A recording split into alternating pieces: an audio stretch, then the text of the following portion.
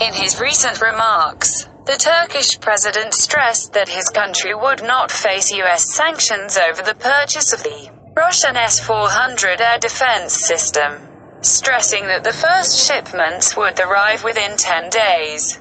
The London-based Financial Times reported on Tuesday that President Donald Trump had held talks with his Turkish counterpart Recep Tayyip Erdogan at the G20 summit in Osaka, Japan.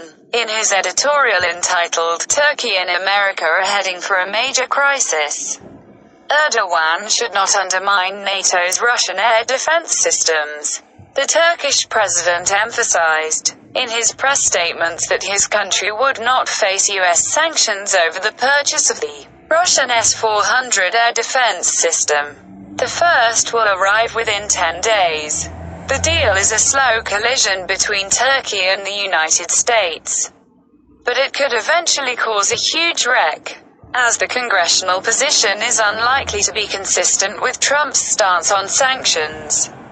Washington has repeatedly made it clear that Turkey cannot combine the U.S. F-35 fighter with Russian air defense systems. The United States has warned that Erdogan, if he joins NATO, will be influenced through sanctions. And this is what has already begun by stopping the training of Turkish pilots on this fighter. In addition to stopping the early delivery of about 100 aircraft of that type, the newspaper said the missile deal was a diplomatic victory for Russian President Vladimir Putin, and what it called his campaign to undermine Western cohesion. If the batteries are deployed inside Turkey, this will enable Russia to obtain information about the F-35, which will become the main military aircraft in the alliance.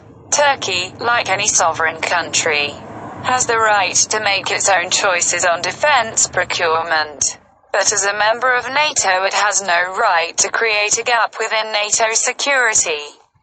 The principle within NATO is one for all and for one. In addition, Trump should show some respect for this principle instead of focusing on selling U.S. arms. Recently, the United States offered Turkey Patriot missile defense system as an alternative to the S-400. But Moscow provided Ankara with a share in developing the next generation of the system. The article concludes that Erdogan, and because of the Syrian crisis and his war with the Kurds, found himself indebted to his Russian counterpart, while his country was aligned in a fragile alliance with Russia and Iran.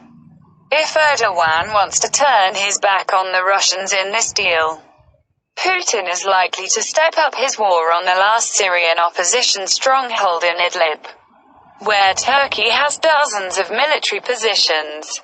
So the Turkish presence in that region depends on Russian approval. If Erdogan wants to antagonize Washington, he says, his country's membership in NATO will not only be debated, but he should not trust Trump's brilliant promise of sanctions.